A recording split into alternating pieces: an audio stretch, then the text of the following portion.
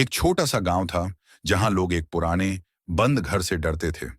कहते थे कि उस घर में कुछ अजीब घटनाएं होती हैं। कोई भी उस घर के पास नहीं जाता था क्योंकि रात के समय वहां से चीखने की आवाजें आती थीं। आदित्य, जो हाल ही में गांव में रहने आया था, इन कहानियों पर यकीन नहीं करता था। वह एक लेखक था और अपनी अगली कहानी के लिए प्रेरणा की तलाश में था।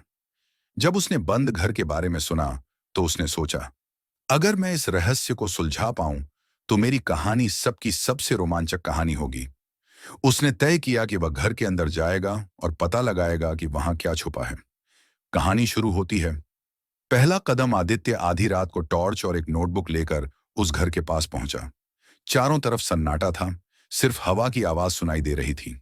घर के दरवाजे पर एक बड़ा सा ताला था, लेकिन जैसे ही आदित्य ने दरवाजे को छुआ, ताला खुद ही खुल गया। दरवाजा खोलते ही ठंडी हवा का एक झोंका आया। अंदर सब कुछ पुराना और धूल से ढका हुआ था। एक कोने में एक पुरानी मेज पर एक जलता हुआ लालटेन रखा था। आदित्य हैरान था क्योंकि कोई भी इस घर में सालों से नहीं आया था। घर के अंदर की अजीब घटनाएं। आदित्य ने घर के अंदर कदम रखा। दीवारों पर अजीब तस्वीरें थीं, जिनमें किसी की आंखें उसकी तरफ देख रही थीं। उसने एक तस्वीर के पास जाकर देखा तो ऐसा लगा मानो तस्वीर की आंखें हिल रही हों। अचानक उसे अपने पीछे किसी के चलने की आवाज सुनाई दी। उसने मुड़कर देखा, लेकिन वहां कोई नहीं था। वह खुद को समझाने लगा, शायद यह मेरी कल्पना है। बंद कमरा। घर में एक दरवाजा था जो अंदर से बंद था।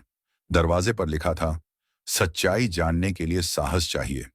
आदित्य ने दरवाजे को धक्का दिया, लेकिन वह नहीं खुला। तभी एक धीमी सी आवाज आई, क्या तुम सच का सामना कर सकते हो? आदित्य घबरा गया, लेकिन उसने खुद को संभाला। उसने दरवाजा खोलने के लिए एक लकड़ी का इस्तेमाल किया। दरवाजा जोर से चरमराते हुए खुला और वह अंदर चला गया। सच्चाई का खुलासा, कमरे के अंदर सिर्फ एक कुर्सी थी और उस पर एक बूढ़ा आदमी बैठा था। उसकी आंखें बंद थीं और वह कुछ बड़बड़ा रहा था।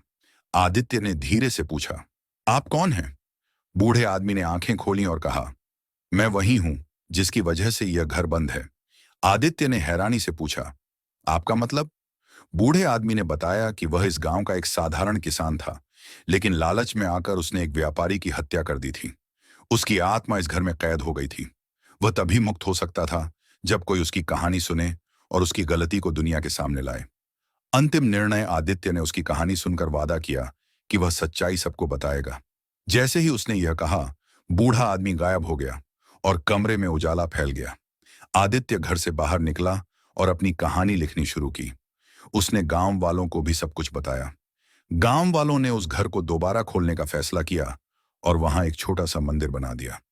शिक्षा, लालच और गुस्सा इंसान को बर्बाद कर सकते हैं, लेकिन सच्चाई और माफी से सब कुछ सुधारा जा सकता है।